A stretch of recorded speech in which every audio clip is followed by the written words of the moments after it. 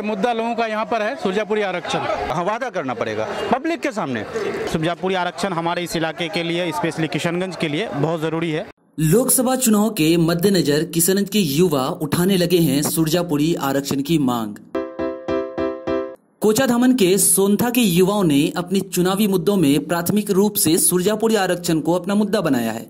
युवाओं का कहना है कि जो भी दल हमारी मांगों को लेकर सभाओं से वादा करेंगे, हमारी वोट उन्हें ही जाएगी। मैं सुंदरवारी सोनथा। क्या करते हैं? मैं इंजीनियर हूँ, कतर में रहता हूँ। कतर में रहते हैं? अभी घर आए इलेक्शन तक रुकेंगे? बिल्कुल रुकेंगे। तो आप कतर से घर आए, लगा कुछ तब्दीली? कितने साल के बाद आए? मैं 1 साल के बाद आया हूँ। कुछ तब्दीली लग रहा है इलाके में? काफ़ी कुछ तब्दीली है। तो क्या इरादा है इस बार इलेक्शन में? मेरा पर्सनली इरादा मैं अपना डिस्क्लोज नहीं करना चाहूँगा। बिल्कुल आपका वो राइट है, करें ना। ठीक है, मगर मुद्दा लोगों का यहाँ पर है सुरजापुरी आरक्षण।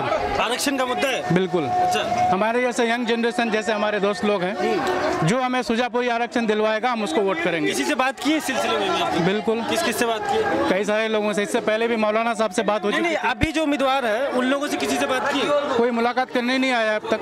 अच्छा, अभी कोई आरक्षण दूर भाग रहे हैं। अच्छा, सब भाग रहे हैं दूर? बिल्कुल दूर भाग रहे हैं। तो अब अगली बार घेर लीजिए पकड़ के आरक्षण। बिल्कुल सोच रहे थे, अभी यही बात हो रही थी, हम लोग घेरेंगे जरूर। आरक्षण का मांग करेंगे, जो मानेगा उसी को देंगे। बिल्कुल, आप मैनिफेस्टो में लिखिए। अच्छा, सुरजापुरी आरक्षण मस्ट बी हियर। मैनिफेस्टो जो होता है वो तो पूरी पार्टी का सेंटर, पूरे देश का होता है। बिल्कुल। कांग्रेस का मैनिफेस्टो आ गया, उसमें तो होगा। मैं बीजेपी का मैनिफेस्टो आ गया, उसमें भी नहीं है। अब आगे का मैनिफेस्टो का इंतजार करेंगे। देखिए, कई सारे चीजों में बिल्कुल आगे में ऐड होना चाहिए। अच्छा, मान लिए कि अभी नहीं हुआ, आगे में ऐड होना चाहिए, क्योंकि हमें अपने बेसिक को देखना है। हमारी बेसिक में क्या क्या कमियां हैं। एजुकेशन सबसे पहले। एहरार अनवर।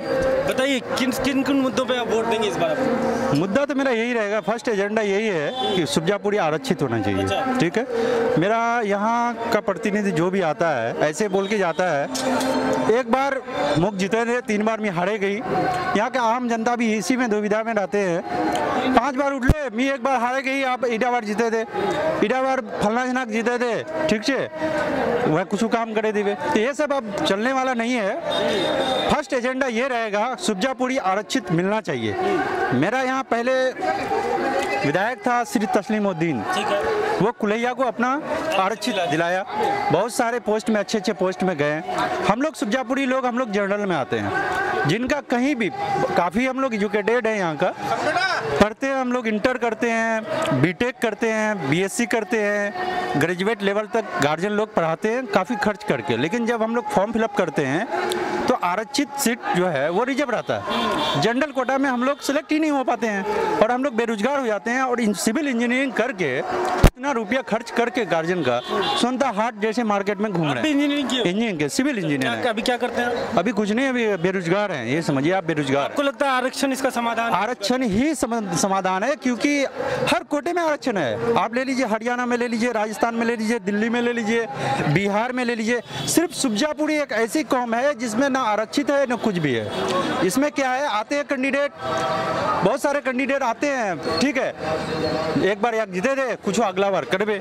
इस बार किसी कैंडिडेट से ऐसा उम्मीद है जो आरक्षण पे बात नहीं, इस बार तो सिर्फ राहुल साहब, प्रियंका जी, ठीक है, जो भी आएंगे मेरा एजेंडा यही रहेगा, सुरजापुरी आरक्षित दे।